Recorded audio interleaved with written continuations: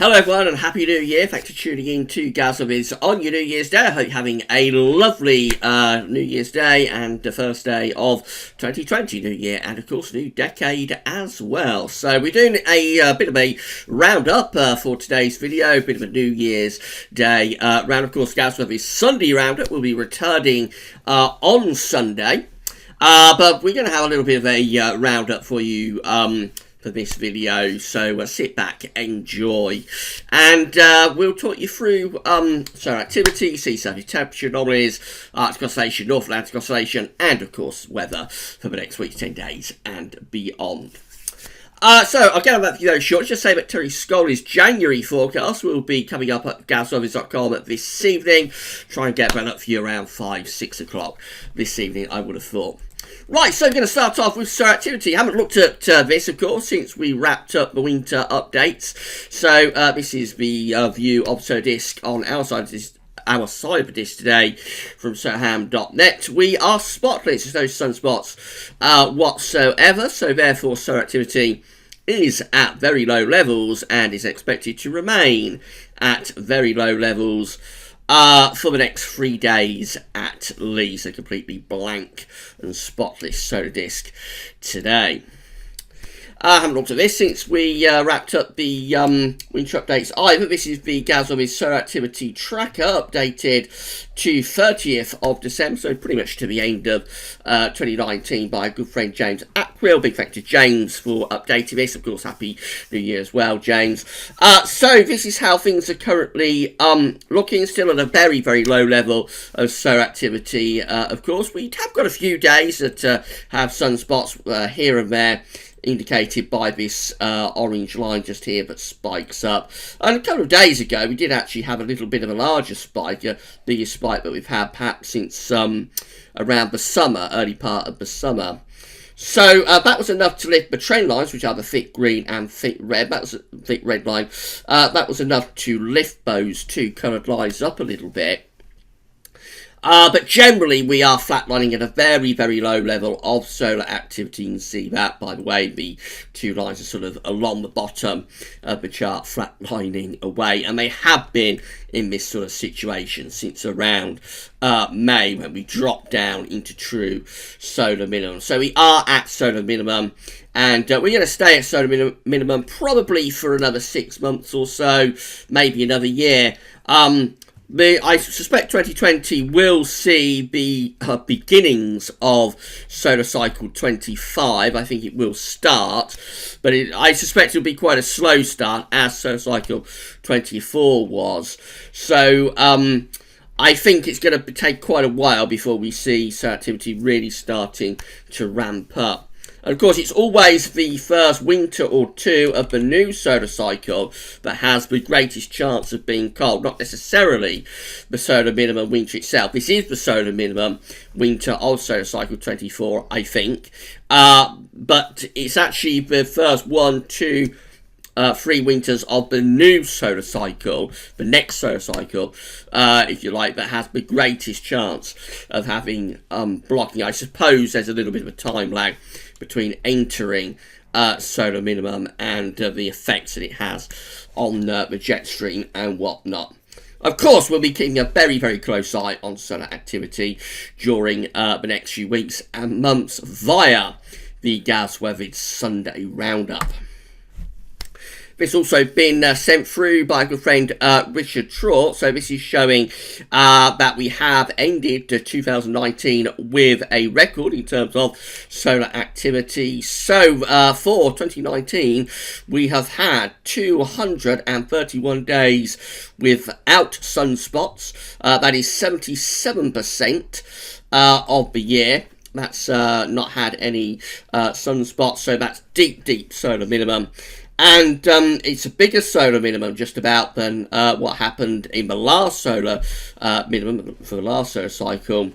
Back here in 2008, we had 269 days, 73% of the year without any sunspots. So this is a slightly deeper solar minimum actually compared to the last solar minimum. for solar cycle number 23 back in 2008, and that's a very big solar minimum as well. So that's what makes me think it's probably going to be a slow old start to solar cycle 25, I suspect, similar to what happened with solar cycle 24. That had a very, very slow very slow development of that excuse me, of that solar cycle. I think we will probably see that happening again with solar cycle number 25, because the solar minimum of this solar cycle has been very deep and record-breakingly deep and prolonged, to be honest. Big thank you to James and Richard for sending those through. I haven't shown you this since we wrapped up winter updates either, so these are the sea surface temperature anomaly maps for the Earth. So we've got our three areas of interest, two oceans that we're specifically interested in. We've got the Pacific Ocean just there, and the Atlantic Ocean just here. Now, one of the big reasons I think this winter is turning out to be quite a mild winter is what's happening in the ocean. So first of all, the ENSO region just here. So we remain, and this was expected, we remain sort of at ENSO neutral type conditions. We're neither in an El Nino or a La Nina. We are having an ENSO neutral winter, but on the warm side of ENSO neutral. As we saw with our winter updates, ENSO neutral probably, if anything, favours a rather milder winter. There were very few cold winters within the ENSO analogues that we looked at this year, looking at ENSO neutral winters. We've still got this warmer than average area of sea surface temperature anomalies up here as well, close to the Alaskan and Pacific coast of America.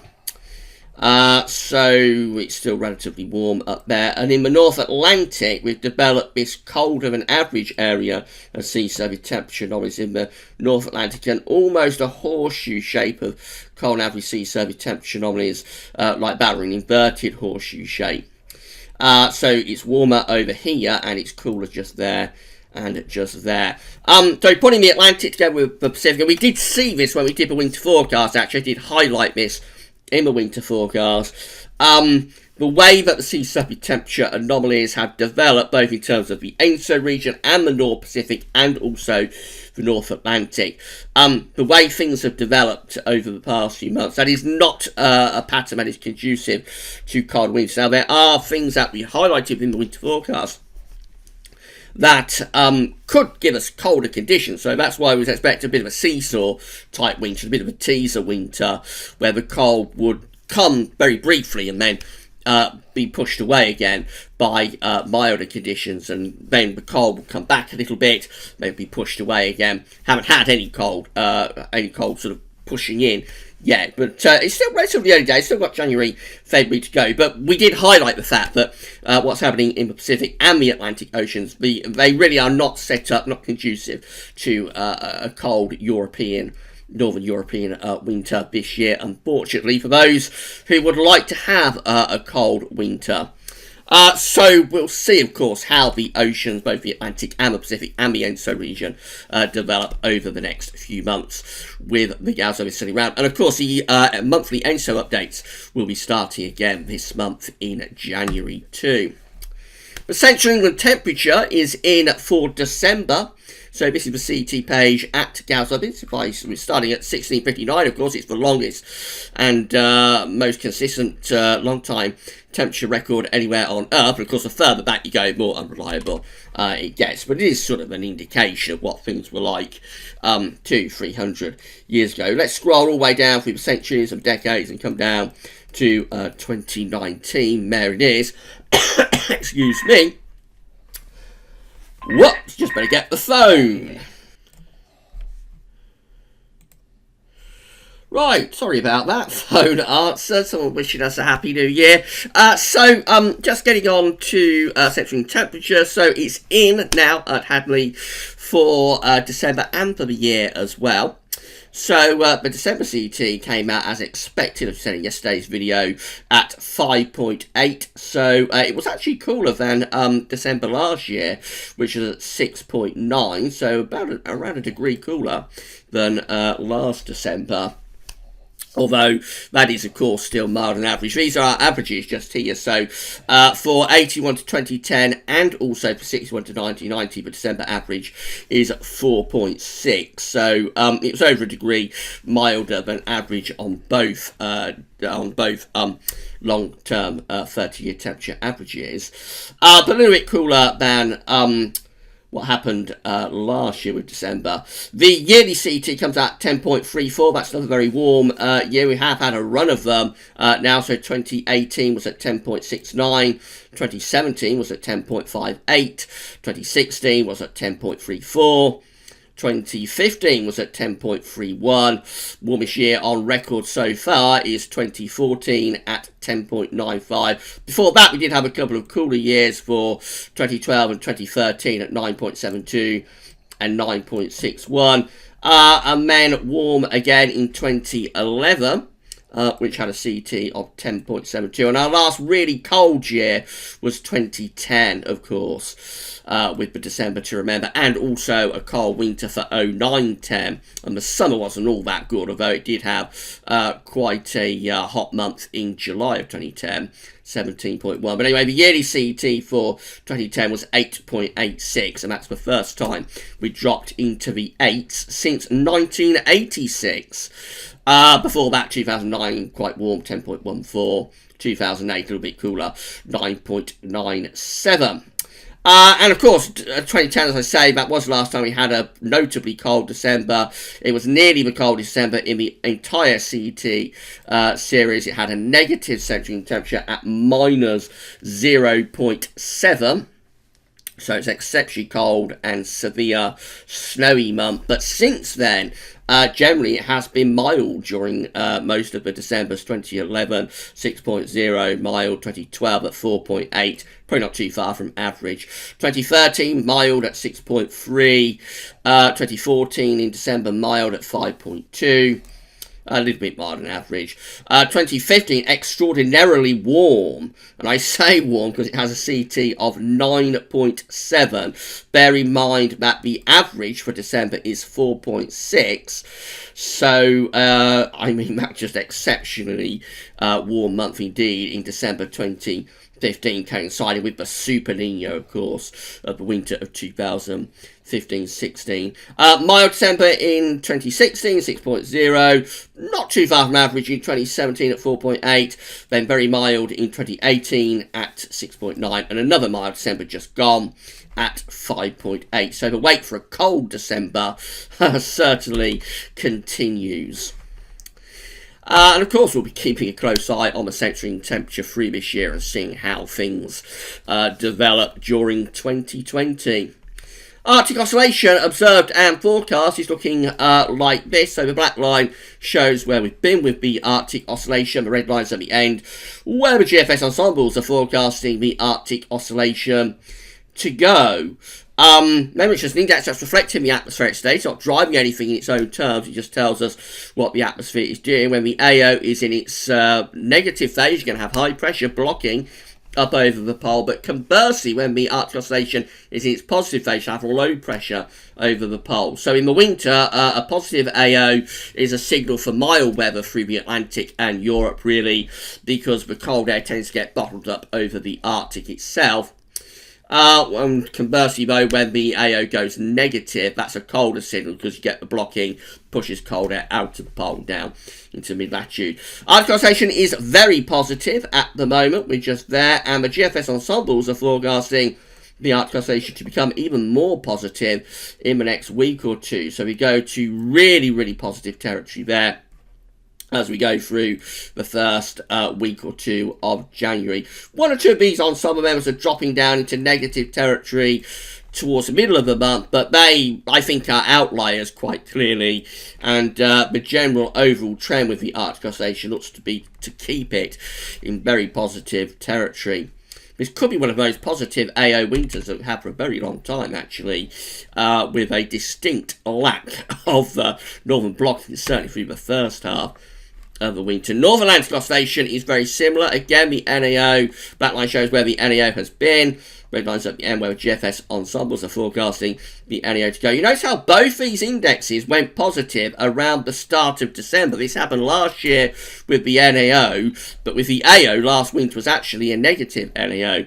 Winter did have quite a bit of blocking, just not in a position to give us any particularly cold weather from it. But look how both indexes, just about on the day of the 1st of December, go positive. It happened with the NAO, also happened with the AO. It's just one of those things, I suppose, but it's funny how it's happened 2 years running with the NAO. Anyway, that's where we are right now. We are slightly or weakly positive with the NAO, and the GFS ensembles are forecasting the North Atlantic oscillation to stay positive over the next few weeks, next couple of weeks. In fact, getting more positive, if anything, as we move towards the middle part of January. So both the indexes are in positive territory. This tells us that we're likely to continue with relatively mild Atlantic-driven weather through the next couple of weeks, through the first half of January anyway. Given this sea surface temperature anomaly chart for the Atlantic, it's not particularly surprising that the NAO has gone into positive territory. But I am quite surprised that the AO is so extraordinarily positive. That's very, very positive for the Arctic oscillation. Looks like it's set to stay so as well during the first half of January. In terms of a stratosphere, this is what's happening. So we're looking at 30 HPA. Let's quickly move to 10 HPA, actually start off there. So 10 HPA, one of the top levels of the atmosphere in the stratosphere over the North Pole of the JMA. The black line shows where we are right now with the temperature at 10 HPA in the stratosphere. The grey line is portraying. So at this time of year, we should be starting to see the temperature begin to lift up a little bit. We should have reached our coldest phase of the year in terms of the temperature at 10 HPA in the stratosphere over the North Pole. And the trend from now onwards, the trend, remember, so you can deviate from the trend, and we're doing that at the moment, but the trend generally should be from now onwards through to the summer to gradually increase the temperature at 10 HPA. Well, where we are right now is where this black line is, so they're actually a little bit colder than average, with the temperature at 10 HPA somewhere around minus 70 to minus 73, perhaps, something like that. And as I say, we are a little bit under the grey line, so it's quite cold in terms of the temperature at 10 HPA. Not as cold as it was back in the middle of December, though, when we was down there under minus 80, but it is a little bit below where you would expect it to be at this point of the year. 30 HPA is kind of like a bit lower down, going closer to the troposphere. So again, colder than average. We're just there around minus 80. That's where we should be on trend. So somewhere around minus 75. So again, both at 10 and 30 HPA, we are a little bit colder than average. This is indicating that when you've got cold temperatures at 10 HPA in the stratosphere over the Arctic and the North Pole, that would tend to drive the polar vortex. So again, this is all connecting with one another. The sea surface temperature anomalies and the AO, the NAO, what's happening in the stratosphere. This is all telling us and building up the picture that we are in a mild westerly Atlantic-driven scenario with a strong polar vortex. Let's see what GFS is forecasting to happen with those temperatures at 10 HPA in the stratosphere. If we want to slow down the polar vortex and potentially develop northern blocking, we need to get a southern stratospheric warming, perhaps. Something has to happen, I think, to kind of force us out of this mild Atlantic-driven pattern. I don't think we're going to get cold conditions organically this winter, because too many things now seem to be set up for a mild Atlantic-driven winter. So we need something to force us out of this westerly pattern. And one of the things could be a sudden stratospheric warming. These are the current temperatures at 10 HPA. So where we've got these blue and purple colours, that's where those cold temperatures are that we've just talked about on this chart at 10 HPA. Of course, that's 30 HPA, so if you flip it over, that's 10 HPA. So where we've got these blue and purple colours, those are the cold temperatures visualised, if you like, at 10 HPA. We have had a little bit of a warming over Siberia, not a sudden stratospheric warming, but a little bit of a warming has taken place in the stratosphere over Siberia. That strengthens a little bit over the next few days, restricted mostly to Siberia though. Over the Arctic, we keep those cold blue colours going, particularly on our side of the Arctic as well. You'll notice particularly focused around sort of Greenland, Iceland, and that sort of part of the North Pole on our side of it. That's where we are by the time you get through to the 9th of January. So that warming over Siberia is beginning to move towards Canada at that point. Excuse me again.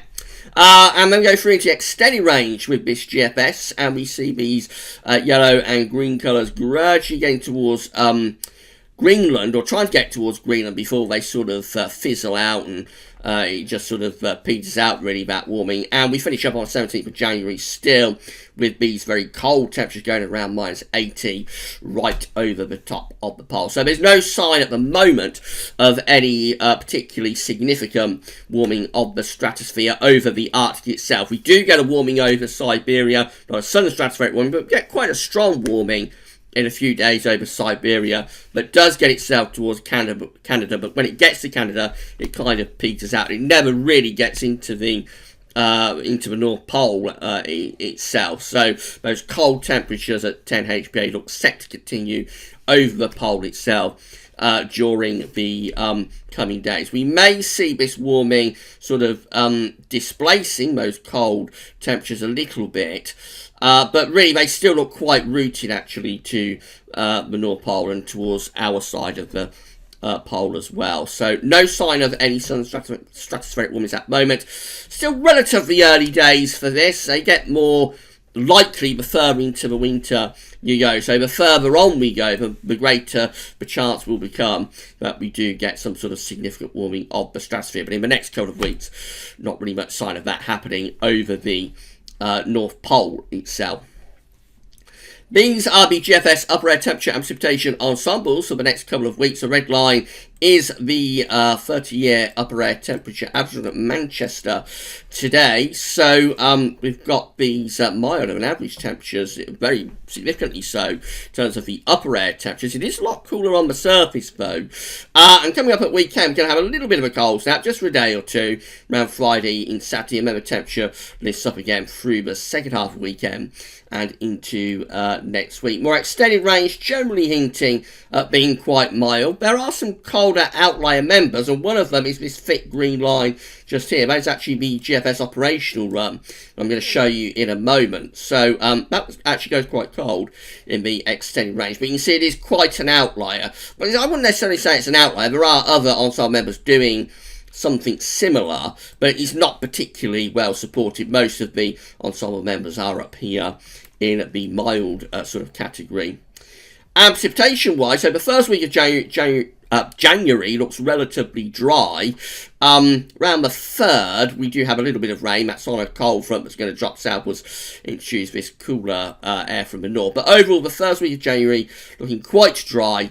But as we go into second week of January, looking more unsettled today. Precipitation spikes coming back, so it could be we're going to start driving in areas of low pressure once again. Let's have a look at that GFS run.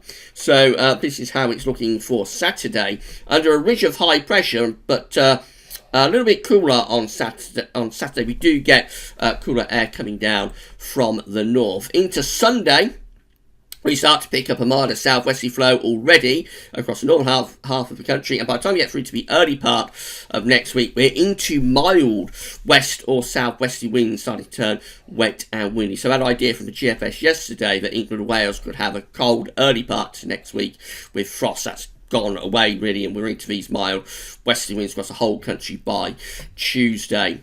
Second half of next week turns more unsettled into the second week of January now. Low pressure driving in from the Atlantic. That looks very significant there on the 10th of January. A deep low moving through the south, that bring heavy rain to England and Wales.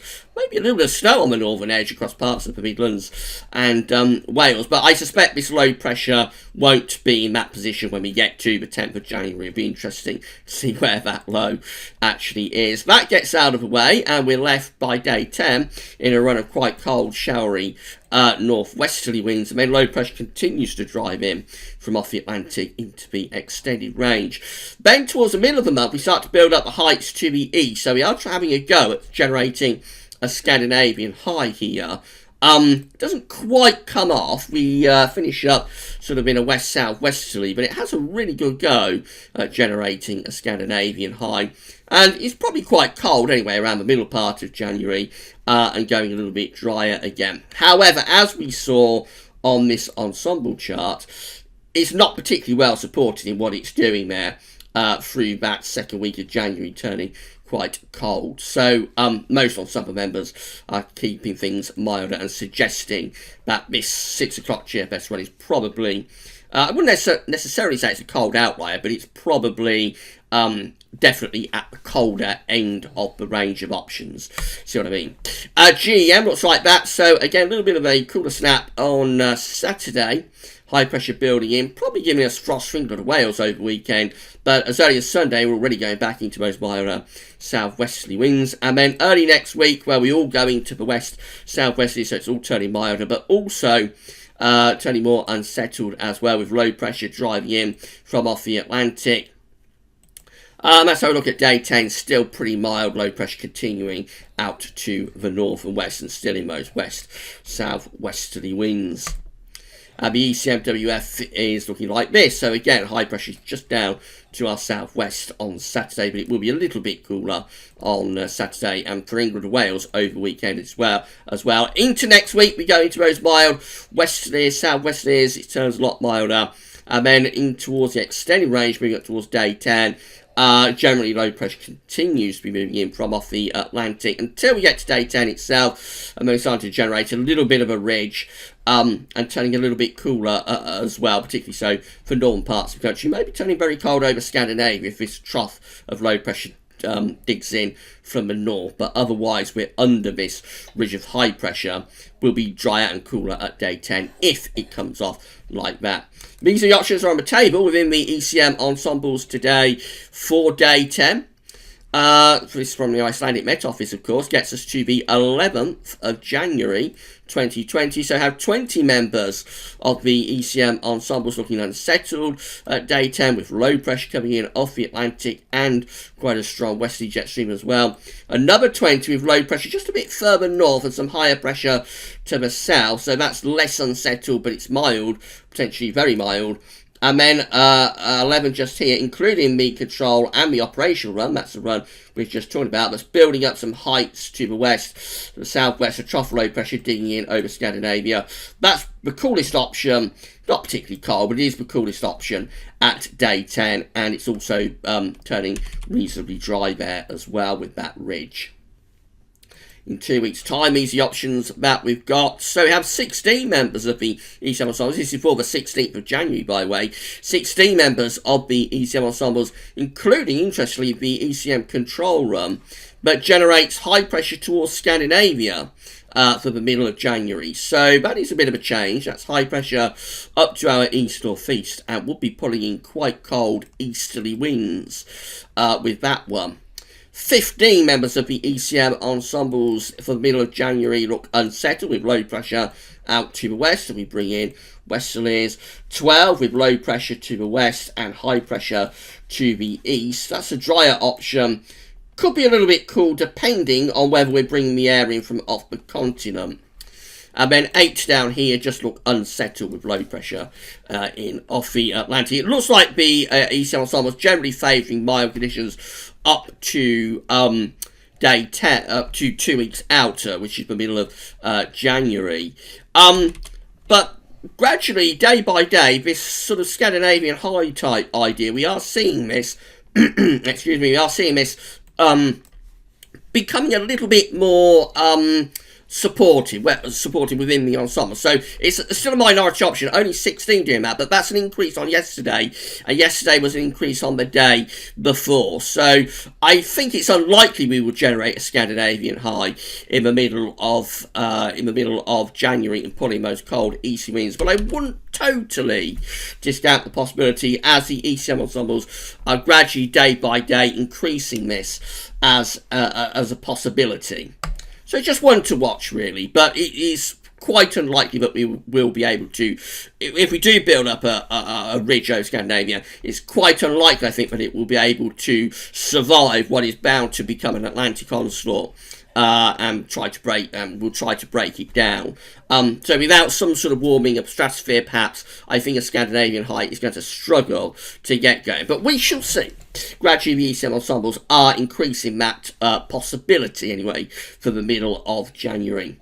Finally, with CFS V2, so these are 500 millibar heights broken down into week periods. The first week period takes us from today, New Year's Day, through to the 7th of January. The coming week has high pressure dominating, sitting more or less over top of the country. Low pressure is up to the north, jet streams to the north as well. It's going to be reasonably dry, gradually getting a little bit more unsettled over time, but starting off reasonably dry anyway, and quite mild. Week 2 also has an anticyclonic influence. This is the 8th to the 14th of January. High pressure then is towards the Bay of Biscay. Low pressure just a little bit closer to us, so it's a bit more unsettled here and still generally mild. Driest weather, obviously, is in the south and the southwest. Week 3, the high pressure goes further south. This is the 15th to 21st of January. The high pressure then is centred sort of Mediterranean and the Alps. Low pressure coming back towards Greenland and Iceland. That's a much more unsettled week. Still mild though, still bringing in the winds from the west. And then finally, week 4 is the 22nd, 28th of January. The ridge then pushes back northwards again up to France, southern England. Low pressure is out towards Greenland and Iceland. Still mild, just turning a little bit drier there as we go through to week 4. Absolutely nothing cold doing whatsoever with the CFS for the next 4 weeks, if that is right.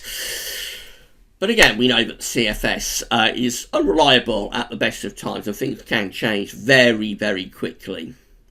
Right, so that's it for your New Year's Day roundup. Hope you found it interesting and informative. Look, Terry Scoley's January forecast coming up for you this evening. Tomorrow we'll have a week to 10-day video update, of course, and we're going to have to gas over its January forecast as well. That may be tomorrow, or it may be pushed back to Friday or Saturday. We'll see how things develop. Right, enjoy the rest of your New Year's Day. Enjoy the rest of the first day of 2020.